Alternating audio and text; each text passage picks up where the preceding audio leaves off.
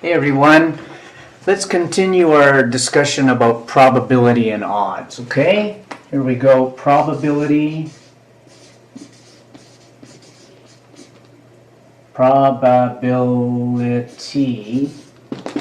and odds.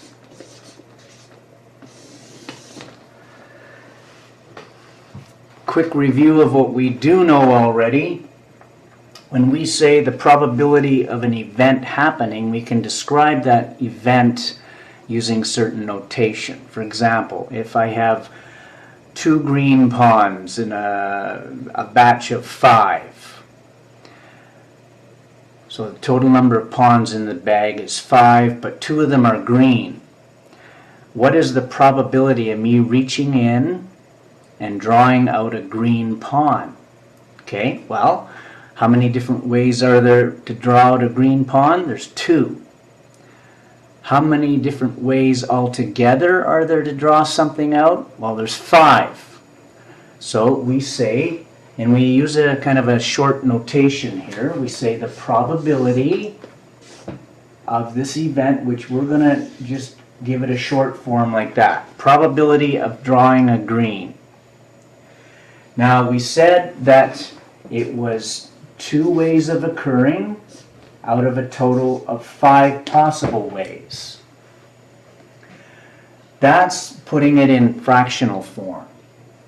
Now you know if you take 2 divided by 5, you get decimal 4, or 4/10 as it's also known. And of course that's also equal to 40%.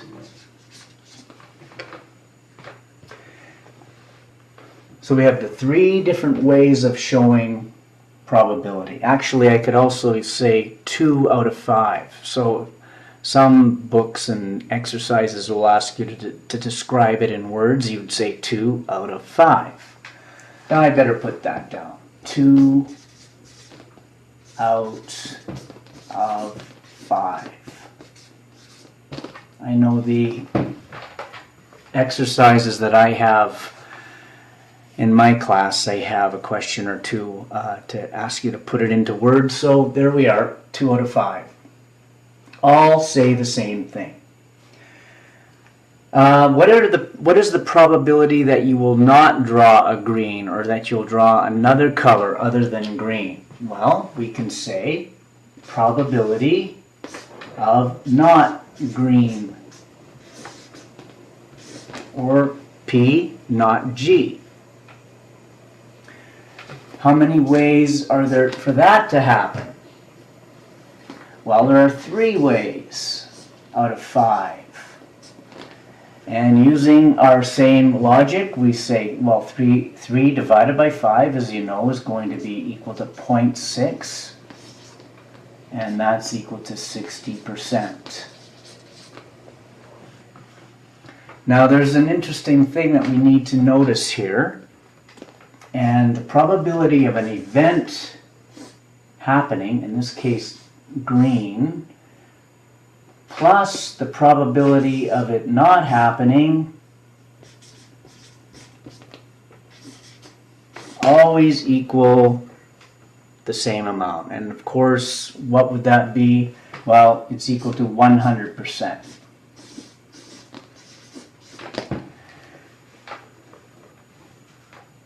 It's not like saying the probability of rain and no rain and all that kind of stuff. There's a lot of things that they could happen a little bit, but you can't just pick a green a little bit. It's either green or it's not.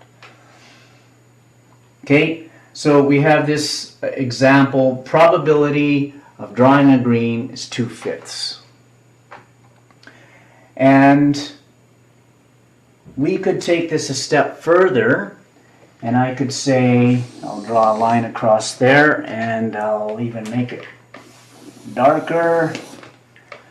I'm going to try drawing in using blue here. Whoops. I want to talk about the odds of drawing a green. Now the odds in favor, we say. And if anybody's watching from the States, you'll see that we spell favor in a funny way. But favor, so you know I'm Canadian. So odds in favor of drawing, a green. Well, the odds in favor of drawing a green are this. How many ways are there to draw green? 2. Now, this odds in favor notation, we'll use this, this colon here. So there's 2 ways to draw green. Now, how many ways are there to not draw green? Well, there are 3 ways. So let me write that down. 2 ways to draw green. I don't know how. Yeah, it's coming out, okay? 2 ways to not draw green. 2 to 3. Now you'll notice that this number 2 and this number 3, they have a relationship. When you add them, you get a 5. And of course, we found 5 in our original bag of pawns. So the probability and the odds are very much related. Now I'm going to drop my camera just a little bit and I'm going to just finish this thought. We say odds in favor of drawing G were 2 to 3. Well, when you see odds in favor, there's the flip side of that coin, which is odds against. So let me just write that down for completion's sake here. So odds against drawing a green. And that would be just the opposite. So I'm going to just write this part down. 3 is coming out okay? Yep. 3 to 2. So those are the odds against drawing a G or a green. Now I want to take this and give you a no-fail formula. Now some people don't like formulas too much, but if you can get just the understanding of why we use a formula. Formulas tend to simplify things for us if we're not afraid of them, that is. So I want to show you the symbolism for probability and attach that to some symbolism for odds, okay? And then you take this and you make sure that this is in your resource package or your Gray formula booklet or whatever I've told you you're allowed to have on a test. And keep it close because it contains a whole lot of information. In fact, it contains all of probability and odds that I'll be testing you on anyway. So we will divide the page like this in half, and I'm going to give you an example, and on the other side I'm going to translate that example into some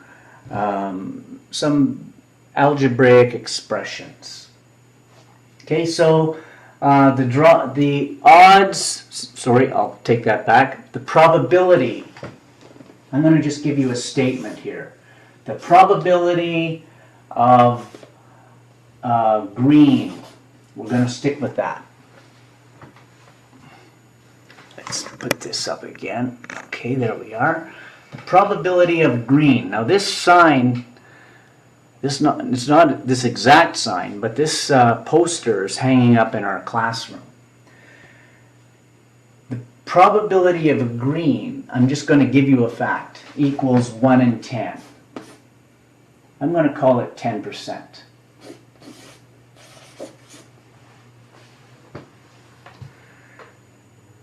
If the probability of green is 10%, I'm going to also say the probability of green is equal to 1 in 10.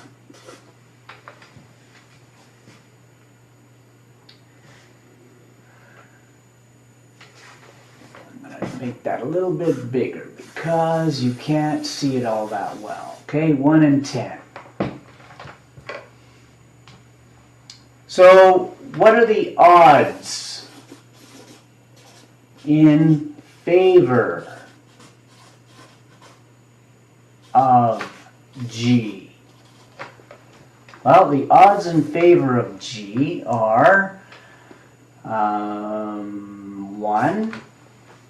There's one way to get a green. How's my hair, by the way? I hope it's good. I got a haircut last week, first one in about a year. Odds in favor of G, 1. And how many ways not G? 9. Now, I only gave you this up here, 10%. But 10% has to be translated whenever necessary. And then when we're going from probability to odds, those fractions are more valuable than the percentages. What are the odds against G? Remember, that's flipped. Odds against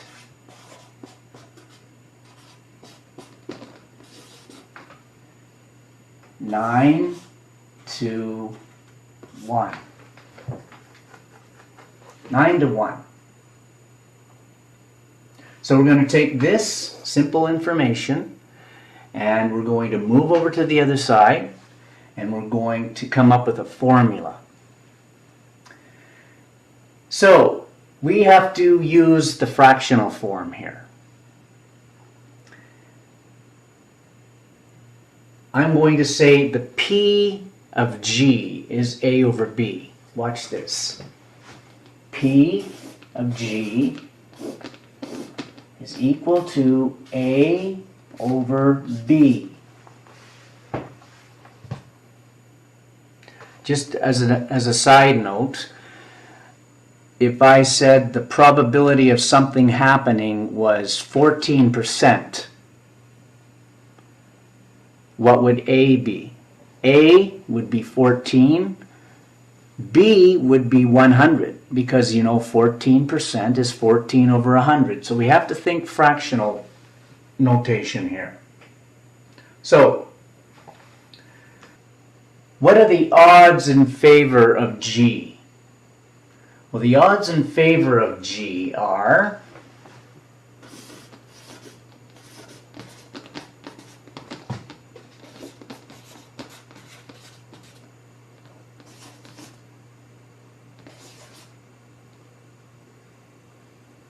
A to B minus A. Wow. A to B minus A. What about the odds against G?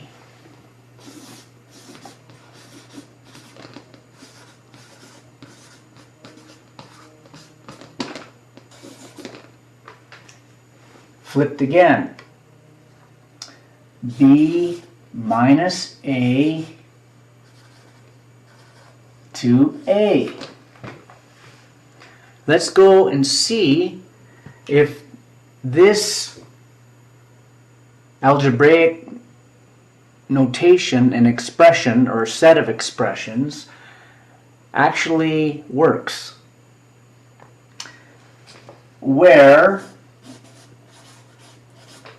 in this case, A is equal to 1 and B is equal to 10.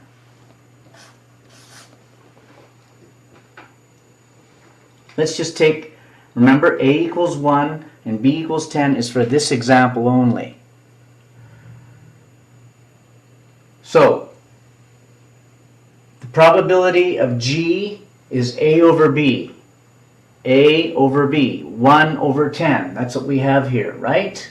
So there we have 1 over 10. The odds in favor of G, remember we had, over here we had 1 to 9. Well, there's our 1. And B minus A is 10 minus 1, which is 9. So it works.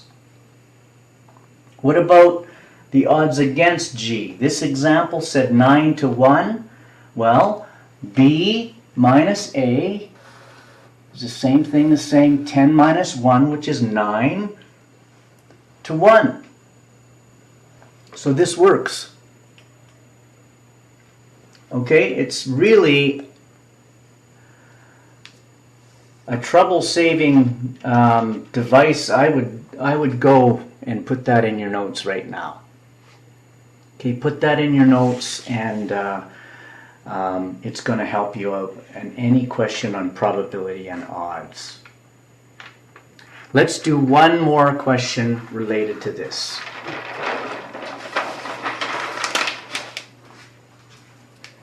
And we are going to, this one I'm just making up off the top of my head. So I'm going to say the odds in favor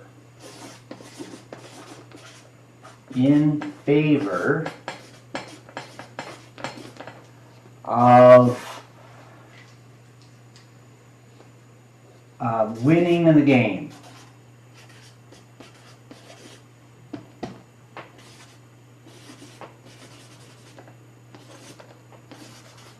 are, we're going to say 3 to 17.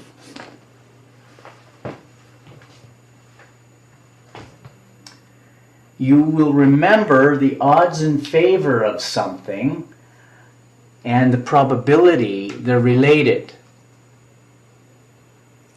So I want to know, okay, here's a fact. The odds in favor of winning a game are 3 to 17.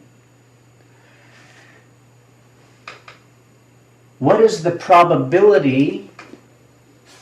This is the question. What is the probability of winning?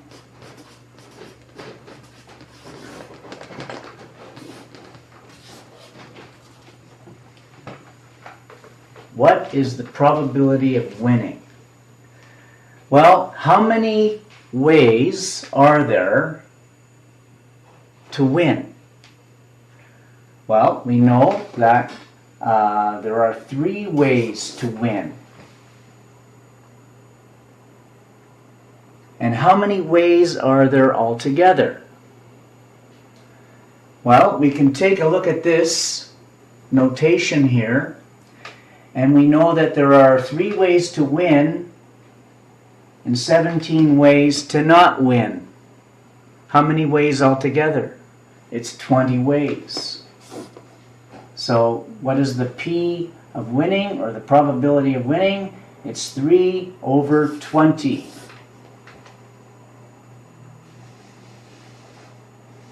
Now in this case, let's just go back, and I just want to refer to our formulas from the previous page. And then we'll check it. Okay, we'll go back with what we learned on the previous page, check it to see if it makes sense with this. So we're kind of doing a little bit of working backwards here. So I said P of winning, I'm going to say, I'm just going to use the letter W here, equals A over B, and in this case I'm saying the answer is 3 over 20.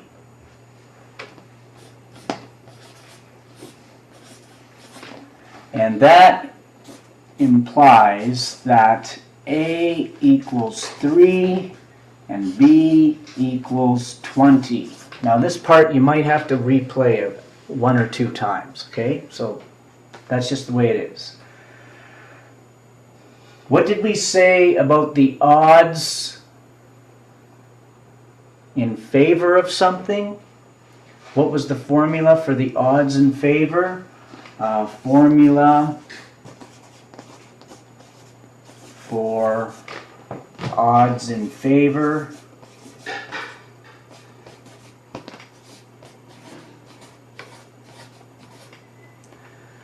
The formula for odds in favor was A to B minus A, and I can see it start to work out right now.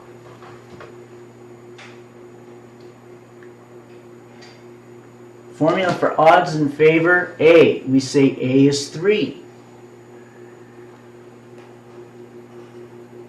And B minus A, based on this example, 20 minus 3, there'd be 20 minus 3, and 17. Look, that's what we had up here, isn't it?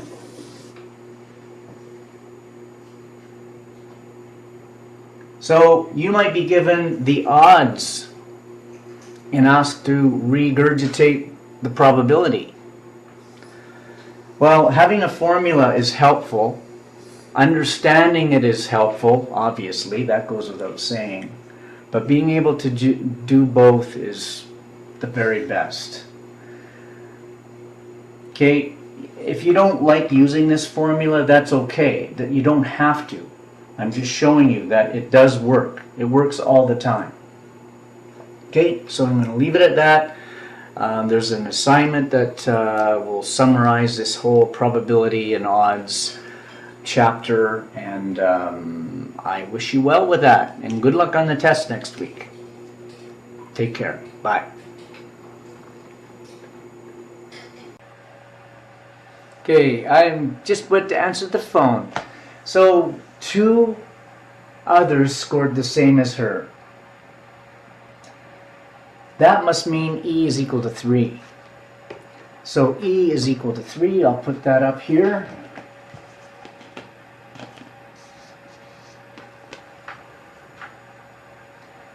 Okay, now let's see. 5 people did better than her. I don't see a variable here that tells me that for people who did better. There's no variable there. The only other variable I have is n, and n is the total number of people. So we're going to just have to think logically through here. We've got the 17 people below her, the people who tied with her and her, so that's 20 so far, plus 5 people who did better. How many people wrote altogether? Well, that's 25. Doesn't say 25 in the problem, does it? So there we have it. There's all our variables, and we want to know this one. So let's write down our formula. P is equal to B plus 0.5 E all over n times 100. And you know what? I will put this bracket around here again, like that, just so that you know that you should keep these together, evaluate this before you start multiplying by 100. We had a little fun the other day trying to see who had the right answer with this one. So let's plug in our numbers and away we go.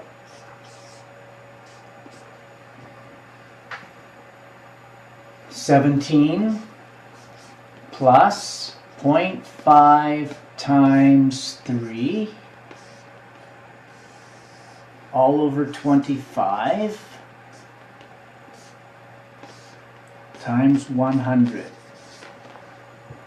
And I'll just put this down a bit.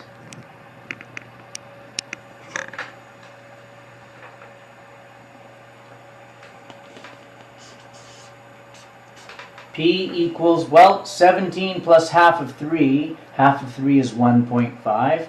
So this is going to be 18.5 over 25. And I can see right now that this is probably not going to give us any troubles whatsoever. So we'll go like that. Now if you multiply by 100, then divide by 25, at this point it doesn't matter. I like to, because this is the same term, I like to deal with this term. 18.5 divided by 25, get an answer, and then go from there. But whatever works for you. Let me calculate this out. 18.5 divided by 25. Okay, that is 0.74. Then times 100. And the answer is P is equal to 74.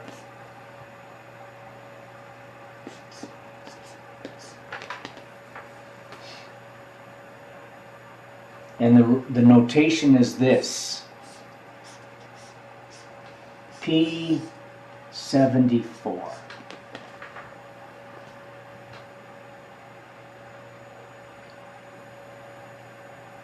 All right.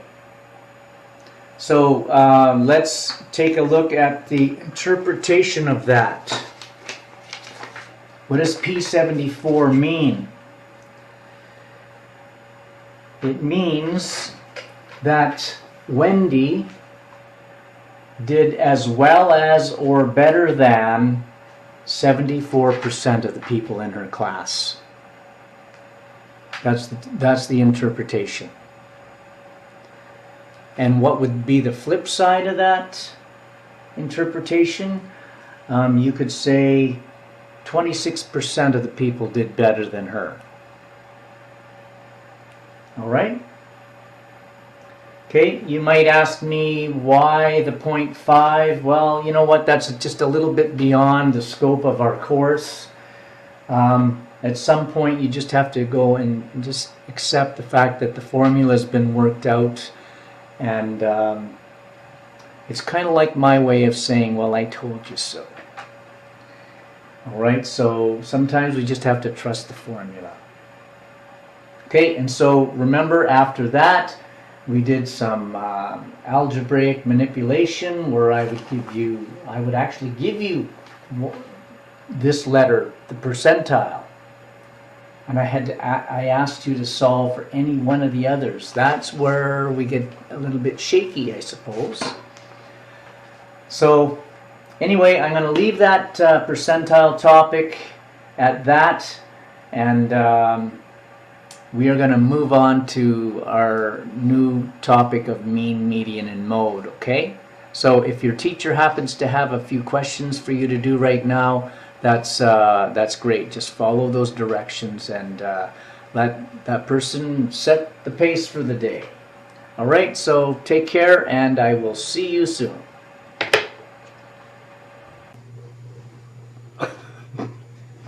Not gonna get through this. Take one, Blue, take one.